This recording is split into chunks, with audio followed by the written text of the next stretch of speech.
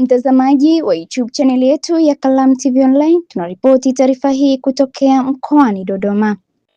Jeshi la Ulinzi la Wananchi wa Tanzania JWTZ limetangaza rasmi nafasi za kuandikishwa jeshi kwa vijana wa Kitanzania wenye elimu ya sekondari hadi elimu ya juu, hatua inayolenga kuongeza nguvu kazi na kuendeleza taaluma mbalimbali ndani ya jeshi. Kwa mujibu wa tangazo hilo, vijana watakofanikiwa kuandikishwa watapatiwa mafunzo ya kijeshi pamoja na mafunzo ya kuendeleza kitaaluma ili kuwajengea uwezo wa utendaji ndani na nje ya jeshi. Usisahau kubonyeza alama subscribe kwenye YouTube channel yetu ya Kalamu TV Online ili wa kwanza kupata taarifa zetu. Usisahau kubonyeza alama ya subscribe Kalamu TV Online. Ndugu wa Tanzania, na wasalimu kwa jina la Jamhuri ya Muungano wa Tanzania. Majina yangu ni Luteni Kanali Kevin Baraka Bebato, mkuu wa kitengo cha habari na uhusiano, Wizara ya Ulinzi na Jeshi la Kujenga Taifa.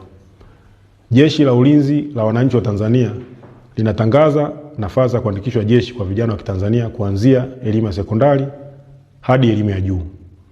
Vijana watakaoandikishwa jeshi watapatiwa mafunzo mbalimbali muhimu ya kijeshi na mafunzo ya kuendeleza katika taaluma zao.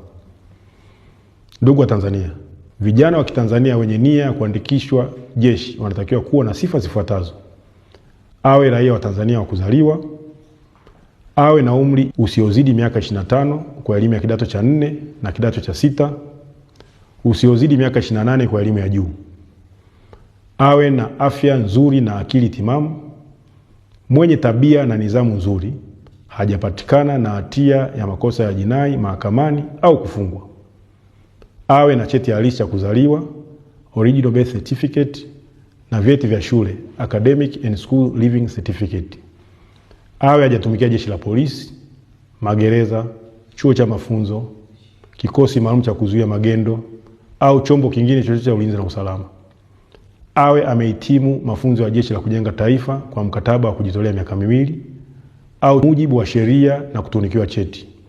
Ndugu wa Tanzania, utaratibu wa kutuma maombi ni kama ifuatavyo. Maombi yote yaandikwe kwa mkono na yawasilishwe yalipokuwa makao makuu ya jeshi Msalato Dodoma kuanzia tarehe 15 Aprili 2026 hadi tarehe 28 Aprili 2026, yakiwa na viambatisho vifuatavyo: nakala ya kitambulisho cha taifa au nambari ya NIDA, nakala ya cheti cha kuzaliwa, vyeti vya shule na chuo, nambari ya simu ya mkononi ya muombaji, nakala ya cheti cha JKT kwa waombaji waliomaliza mkataba. Aidha, vijana waliopo kwenye makambi ya JKT hawahusiki na tangazo hili.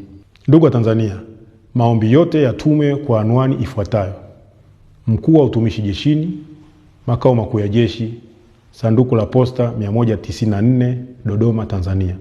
Asanteni kwa kunisikiliza.